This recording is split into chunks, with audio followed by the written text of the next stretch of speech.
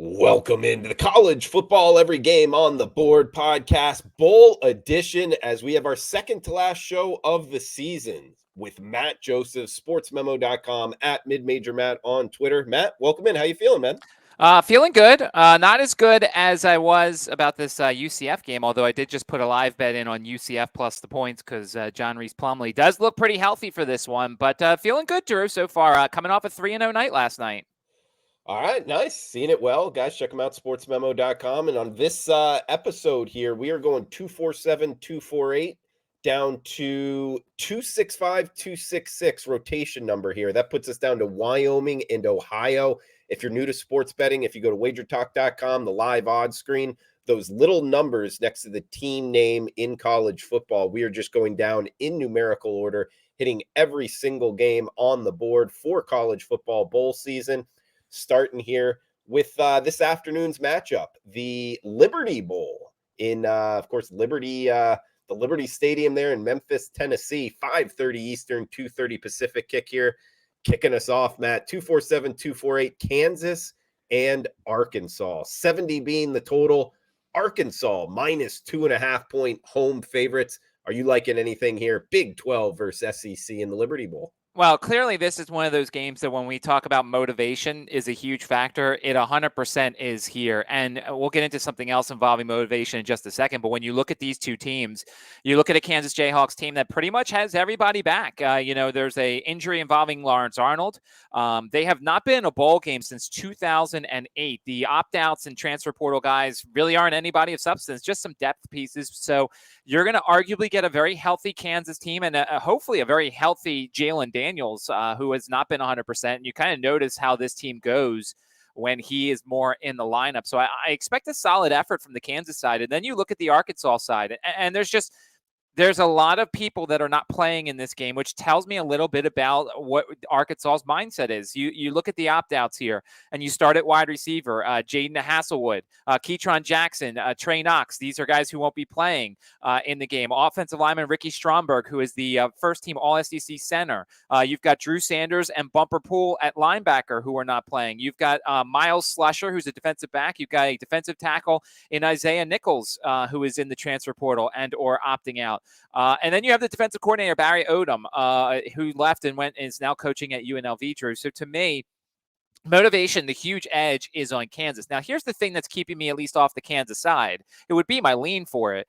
Kansas' defense is brutal, and they still have Jefferson at quarterback. They still have Sanders at running back, and there's still an opportunity for them to score some points. So, there's probably some other ways to kind of isolate and take care of the Kansas side of things without involving their defense. So certainly you could take a look there. And the real quick thing I want to talk about, Drew, a lot of people will look at motivation and say, well, this is the number one thing, motivation. Motivation's good, Drew, I think, and we'll see if you agree here. Motivation's good till like halftime and the third quarter. But if you keep an unmotivated team hanging around, then they eventually start getting motivated. And I'm trying to think, Drew, there was a bowl game earlier already this bowl season where that was exactly the case. You had a motivated team that was just kicking field goals, and then all of a sudden the unmotivated team was still hanging around, and then all of a sudden, they become motivated. So it's key for motivation, and that the thing keeps going for like a half. But Drew, I feel like an unmotivated team in that second half, they start to get motivated if they can see a chance of winning a contest. Good start here in the Liberty Bowl, guys, as we move down to the Holiday Bowl, Petco Park, San Diego, California, where the San Diego Padres play their home games. It's ACC versus the Pac-12, 8 p.m. Eastern, 5 p.m. Pacific kick. Out west here, Matt, we get North Carolina and Oregon, 76 being the total, bought up from 71.5, minus 13. That is Oregon as listed as the home team here. Likely more Oregon fans overall in the stadium. What are you thinking here? UNC and Oregon in the Holiday Bowl. So let's take the Oregon side of things first, Drew. A couple of key guys out on defense. Christian Gonzalez, who's their number one corner, he opted out, first team all-conference. And Noah Sewell at linebacker, who's a 3-year starter. The transfer portal has, I think, 11 or 12 guys. They're mostly depth pieces. They're not really huge in terms of losses here. The key is, and we heard from their head coach, that Bo Nix is going to play, and Bo Nix is going to be pretty close to 100%. And that's bad news for North Carolina. The other thing to consider here on Oregon side is Dillingham is going to Arizona State, the offensive coordinator. I still think that basically Oregon's going to be able to name their score. And that's why you've seen this thing go up and up and up and up. I'm a little concerned about their defense. Certainly Oregon's defense can be thrown on. I made several winning prop bets against with taking quarterbacks throwing passing yards. Michael Penix, I think, went over his number in the third quarter against Oregon. So not having Christian Gonzalez, I think, is pretty big for an Oregon team that you can already throw on, and they're without their number one corner. Problem is, you look on the other side of at North Carolina, opting out Josh Downs, their number one wide receiver. Now, people will look at that and say, wow, that really kills the North Carolina offense. If you look at a couple of games that he did not play in early on, I believe it was both the Appalachian State game and the Georgia State game, the offense still moved. Now, granted, look, defenses are different levels. That's Sun Belt versus Pac-12. But still, this offense is still going to be able to move. Drake May, who reportedly, I don't know if you believe this, Drew, was offered $5 million to leave North Carolina. He's still at Chapel Hill. He's still running this offense. The transfer portal, 11 guys entered the transfer portal, Drew, including the whole secondary pretty much. Tony Grimes and Storm Duck, the corners. Cameron Kelly, the safety. Hollins entered the portal but decided to come back. So a North Carolina defense that is already atrocious is without pretty much their whole secondary. So that's why you're seeing all this money come in on the over here. I think we get a lot of points in this one. I think both sides can go back and forth. North Carolina is also without their offensive coordinator, but Drake May is just so talented that I think whoever they put in there will certainly be able to keep that offense going. But you could see why the overs hit, Drew. Both teams have a lot of weaknesses. I'd get involved with some props here, maybe a Drake May passing yards over, Drake May passing touchdowns over, Bo Nix stuff. I think we're going to see a lot of offense in this one. So your passing yards over prop, that was going up against this Oregon defense with the opposing team's quarterback, right? And then Drake May just fitting that profile. Correct. Yeah. Michael Penix killed them. Cameron Ward killed them. It was a lot of the passing-based offenses that had a lot of success against Oregon. And let's say Oregon gets out to a lead here, Drew. You know Drake May is going to keep throwing it and try and get them back into the game. The one concern is if they're down like 3 or 4 touchdowns late, do they take him out? I don't really think that's necessarily the case here. I just think May's going to be throwing the ball. North Carolina has a modestly decent run game, but they're going to throw the ball, and I think they're going to find some alleyways with Gonzalez out for Oregon. I like, and then to your $5 million, he was off. Was that where to go to another school? What was that all about? Apparently. Now, there was disputed reports that he was offered by 2 different schools $5 million. His parents came out basically, or at least his handlers or whoever, somebody from high school came out and said that's not true. But you know what happens, Drew. Twitter makes the rumors go round and round, and $5 million is a lot of money. But Drake May is still suiting up for North Carolina. The one thing I'll say is, Drew, we really haven't had that big swerve yet. You know, in the bowl season, Drew, there's always that one guy who we always think is going to play, and it's right before kickoff, and he's not out there. I'm just wondering if there's a swerve coming at some point where somebody said they're going to play and they don't end up playing. John Reese Plumlee, I thought, was maybe not going to play today. Of course, he's playing, and he looks good so far for UCF. Yeah, Drake May, I saw his quote of like, no, he wants to stay in North Carolina. He grew up a fan and all. So I don't know. That makes me kind of want to bet on him. I just don't think Oregon's the team I want to be going against here. As we got another game late night tonight, Wednesday, December 28th, as we're breaking down the top half of what's left of the bowl season. We'll bring Robbie Vino in about an hour's time to break down the bottom half. Mississippi and Texas Tech. Matt, interested in your opinion here, because I had Texas Tech circled as bet on, but when they were matched up against Ole Miss, I just couldn't get there. So I haven't bet anything in this game. -3.5.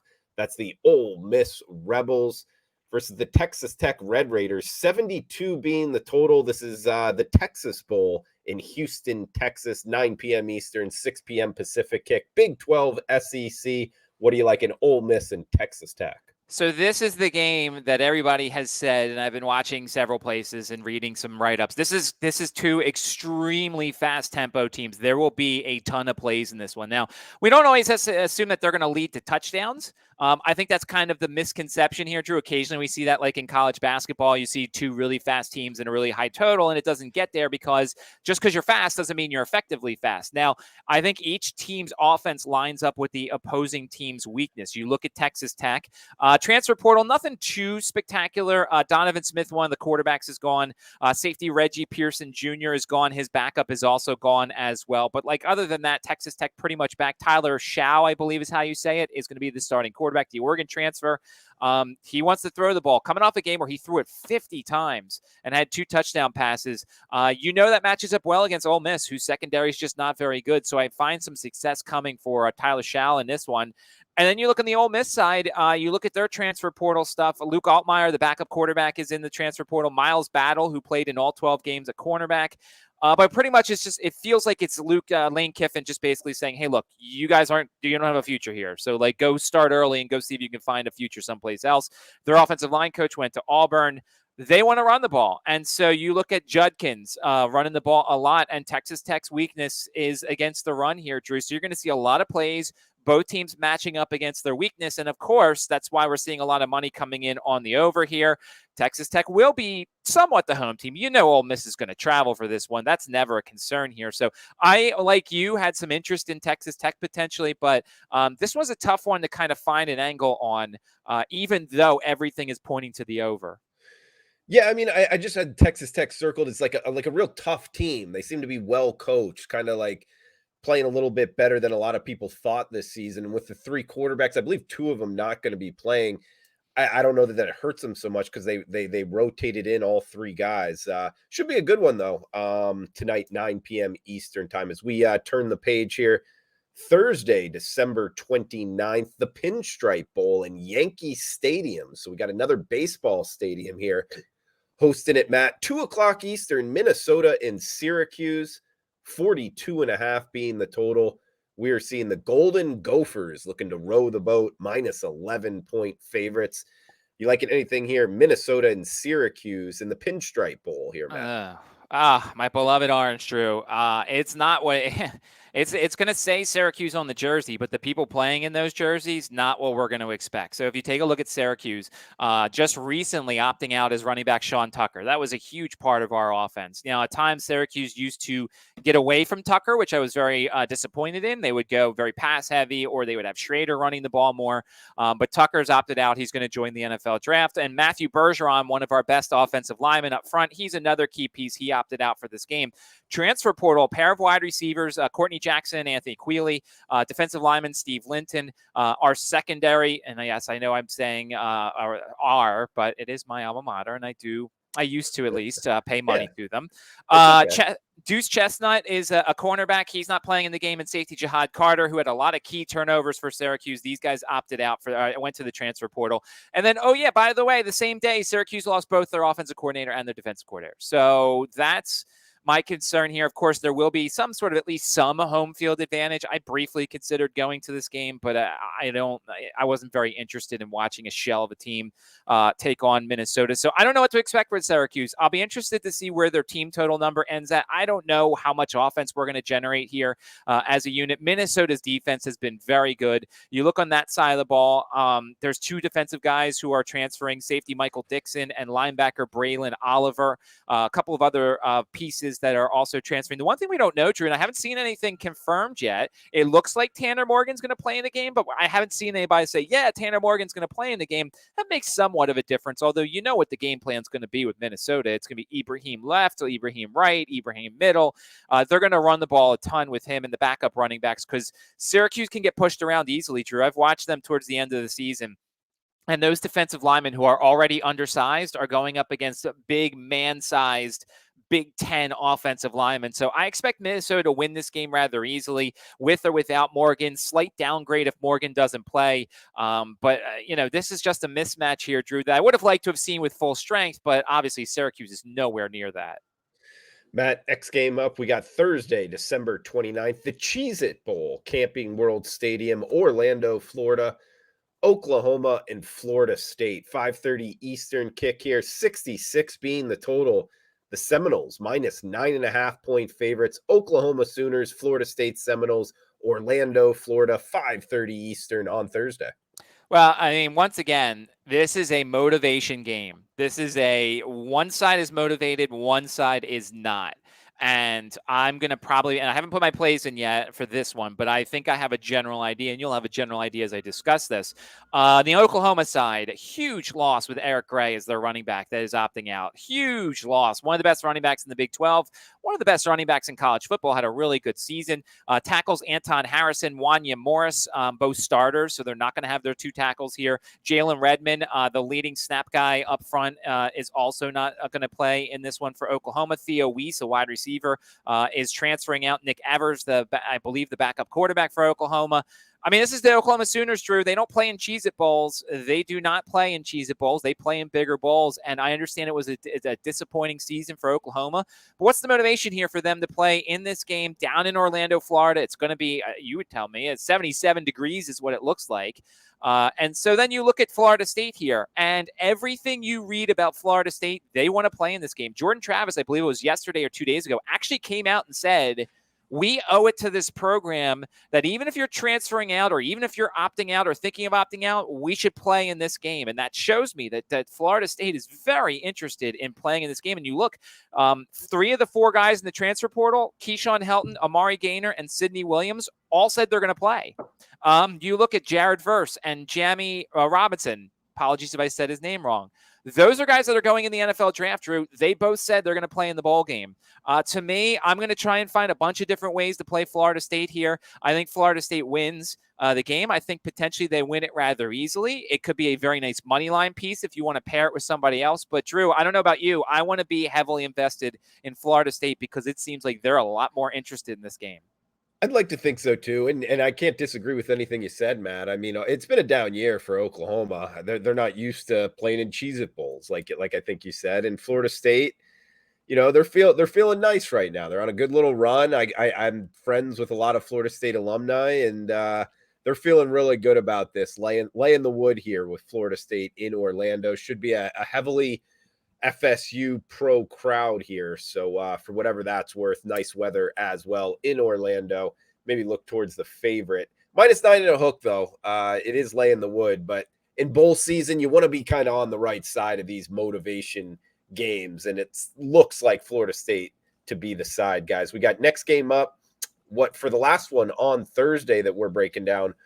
Washington and Texas, Pac-12 versus Big 12 here. Texas -3-point favorites, 67.5 being the total. This is the Alamo Bowl here, Matt. Alamo Dome, San Antonio, Texas, 9 p.m. Eastern. What are we thinking? Washington and Texas. So here's the thing that kind of is interesting for this game, Drew. I've seen everybody, a lot of the sharps, they're already on Washington. They got the better number. Obviously, this thing has come down a little bit. I'm a little hesitant here, Drew. It's the Pac-12 against the Big 12, and even though the Big 12 is not motivated, we'll get into that in just a second. I'm a little hesitant to go and take Washington. I may still end up doing it. I got to do a little bit more research in this game, but here's what we're looking at here. You're looking at the Washington side. Not much went through the transfer portal. There's one injury of note, Jack Westover, a tight end. We don't know if he's going to play, but the biggest news for Washington is Michael Penix Jr. is going to play. And that's huge because we've seen what he's able to do. He had not played in a bowl game, obviously, with Indiana. He's highly motivated for this game. We know that Washington's offense is very good when it comes to passing. I'll be interested to see, and the props I don't think are out for this game yet until probably maybe closer to kickoff, but I'll be interested to see what Penix's numbers are in terms of yards, passing touchdowns. I think he has a solid game here. Now, why everybody's on Washington is of the guys who aren't playing. The opt-outs, as expected. Bijan Robinson. Obviously, I would say, Drew, he's the best running back in college football, don't you think? Probably. So he's opted out. Roshan Johnson is back up. Another very good running back. He's opted out. DeMarvion Overshone, the linebacker, a NFL draft level linebacker, is opting out. In the transfer portal, we saw Hudson Card. I believe he just picked his transfer destination. There's a bunch of guys that are opting out here for Texas. And obviously it was not a great season for Texas. But here's my concern, Drew. And this is the one reason why I'm not running to the window for Washington, especially at a worse number than I could have had. This game's in Texas. I feel like Texas is the type of fan base that will show up for this game, that will be there, that will be loud, and that there will be a home field atmosphere for Texas. And look, Quinn Ewers, this is essentially his last game, because let's be honest here, Drew. I don't think he's going to stay with Arch Manning coming in. Like, Texas promised Arch Manning the starting job, and I'm guessing that Quinn Ewers is essentially going to be a free agent. He's essentially auditioning for other schools. It's not like they don't have good wide receivers. It's not like they don't have, potentially a decent running back behind them, Drew. You could tell me, because Washington's defense isn't good either. But I'm not ready to run to the window to take Washington at a worse number and essentially a road game for them. What do you think about this game? The Arch Manning thing's got me. I mean, you think Arch Manning's coming in as a true freshman and just starting right off the bat? I don't think we've gotten there yet, Matt. I think there's a very good chance. I don't think Arch Manning went to a school and they told him he's going to have to compete for the job. There may be a competition, but I'm guessing week 1 next year, I don't know who Texas is playing, Arch Manning will be under center for the Longhorns next year. He's not coming to a school and sitting on the bench behind a Quinn Ewers or something like that. No, that's amazing to think about, guys. Let us know in the reply section below what you guys think about this situation. I find it hard to believe that you're just going to promise a guy that he's going to start coming in. Like, what if he comes in and he gets up against light competition and he isn't the guy? Are you just going to waste your season because you promised him? Even if you did make the promise, I don't think as a head coach of a gig like this, you're the head coach for Texas. You want to keep that job. You're getting paid a whole lot of money. You're going to want to play the best kid that gives your team the chance to win the game. But I don't know, breaking this game down, I actually like the total to the over. 67 seems to be the low watermark to a lot of your points with Washington passing the football. I think they're going to score. In Texas, it does worry me a little bit. I mean, it becomes tricky handicaps here, Matt, how much these opt-outs affect the team. Sometimes I feel like it affects it a lot, and sometimes not so much. To tell you the truth, Matt, it's something I struggle with in bowl season, is how much to factor that in. In Texas is a team where they're exactly that. It's a very tough handicap for me, Matt. Yeah, and obviously, I think this more than anything else, Drew, you're going to have handicaps which are going to be completely wrong on game day. I mean, as we said, we're dealing with 18, 19, 20-year-old kids. Motivation can only get you so far. So I feel like in college football, in these bowl games, you could go and sit there and be like, this is how I think it's going to happen. And it could play the game, and it's not even close to what it is. So, yeah, I agree with you that there's some odd situations. I just think, I'm not saying I'm going to go take Texas here, Drew, unless this number potentially keeps falling down or somebody opts out for Washington. But I just think that at this lesser number, which is not the good one you could have had for essentially a true road game, it's still Texas. There's still talent on that roster. It's just, I'm not running to be like everybody else and jump on the underdog here. He's Matt Josephs, giving out good information. Last time, we're going to have him on the Every Game on the Board podcast here, guys. Check him out, sportsmemo.com. 14-4 in bowl games so far. He's seeing it well, seeing it clearly, obviously knows his college football. And if you check him out at sportsmemo.com, he is the most profitable college football handicapper this season, also the past 3 seasons. So, yeah, guys, check him out, sportsmemo.com, Matt Josephs. Follow him on Twitter at MidMajorMatt. We got Maryland, NC State up next. All ACC, at least from a few years ago. Now it's Big Ten ACC game. Right up your alley here, Matt. -1, that's NC State as the home team. 46.5 being the total. I say right up your alley. Of course, guys, if you don't know Matt Josephs, he has an ESPN radio show there in ESPN Richmond. Matt, anything on that? And what are you thinking here? Bank of America Stadium for the Mayo Bowl. Yeah, 3-4 on ESPN Richmond here. I'm done for 2022. We are the station that airs all the bowl games, so I'll be back in 2023. And certainly we do a lot of coverage, college football, college basketball, the NFL. We're in Commanders country, unfortunately for me, with the Eagles flag behind me. All right, so for this game, Drew, some interesting angles here. You look at the opt-outs for the Maryland side. I mean, they're wide receivers. Dante Demas, Jacob Copeland, Rakim Jarrett, all not playing. That's a lot of receptions right there for Tagliavoa to his brother here. So that's a pretty large chunk of the offense for Maryland. They also have a Deonte Banks, who's a cornerback, who is honorable mention All Big Ten. He is not playing in this game. Their offensive linebacker, who is going to the NFL draft, did say he's going to play in the game. I'm not going to even try and butcher his name, so I'm not even going to say it.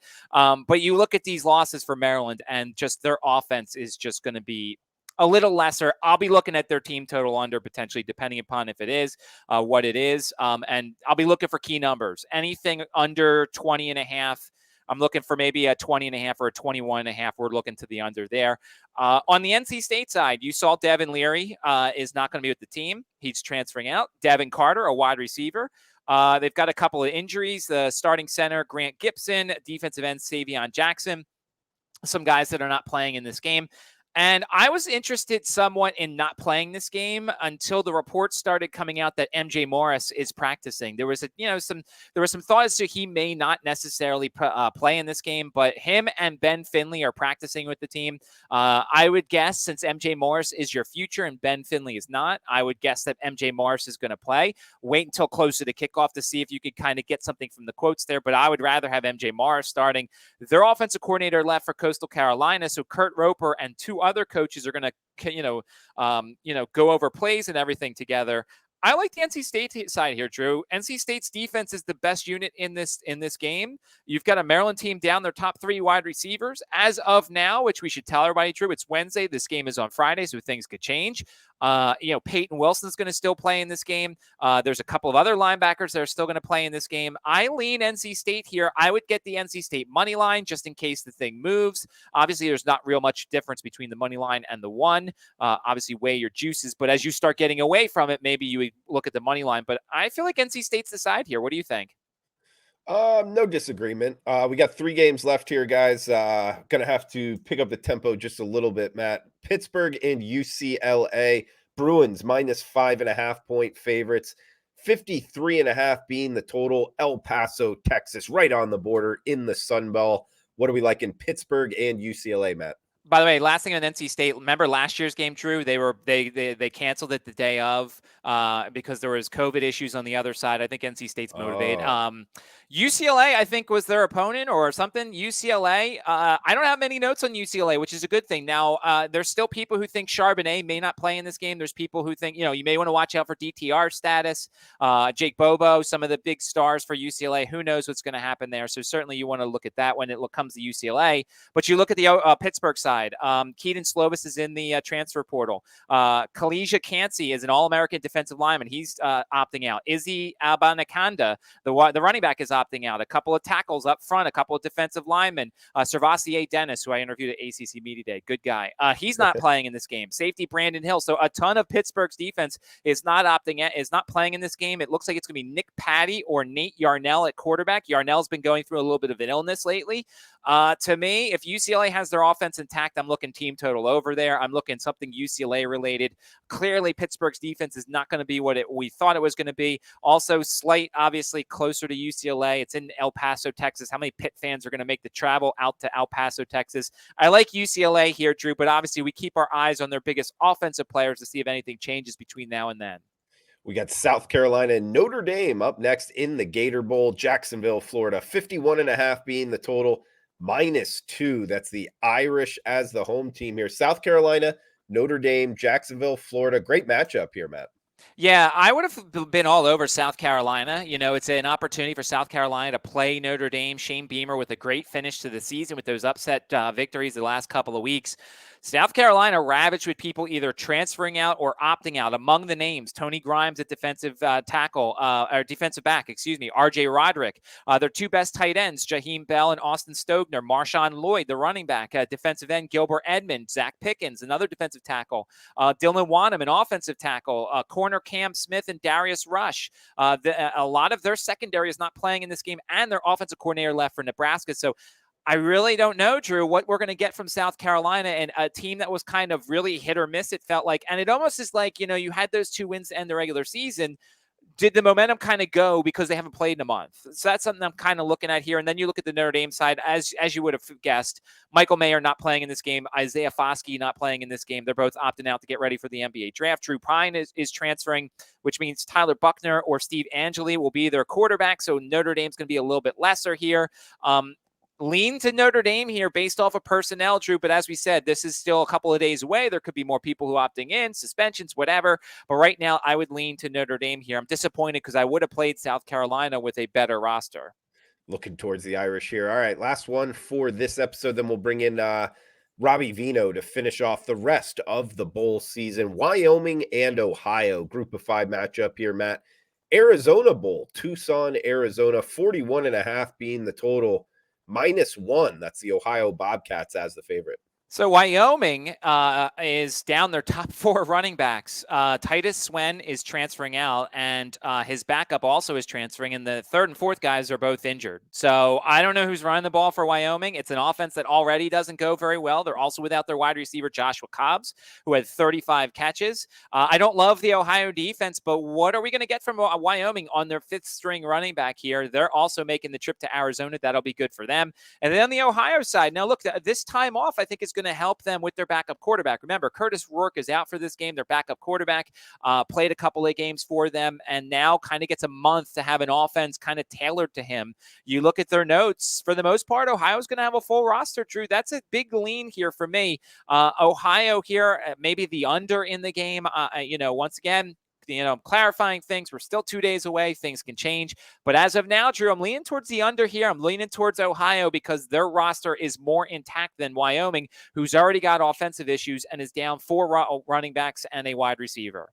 Yeah, good point on Rourke being out, but the backup quarterback getting a bunch of practices here, should be ready to rock. So great stuff, as always, from Matt Josephs, guys, the most profitable college football handicapper on sportsmemo.com. Also, the last 3 seasons, check them out there. 14-4 bowl games so far this season. We'll get a best bet from them. Guys, excuse me, I'm if the voice isn't coming through exactly correctly here, I'm fighting off a cold, but we're ready to cough up some winners with you. Matt, what do you got for best bets? Any final thoughts for the show? I am going to probably say my best bet's NC State, money line, -1, whichever one you can get. I think NC State has the better defense, the best unit in terms of their defense in this one. It's going to be played in Charlotte, North Carolina. That's not to say Maryland fans won't be there too. I think there'll be a comfort level for NC State. I like the Wolfpack, which I'm sure I'm going to regret considering how they choke at times in big games. But best bet for the podcast as of now with no roster changes is NC State against Maryland.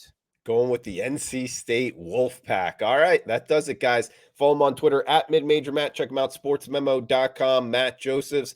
We will be right back with Robbie Vino and the rest of the Every Game on the Board podcast. Please smash that like button. Feel free to reply below and cash those tickets. Thanks for tuning in.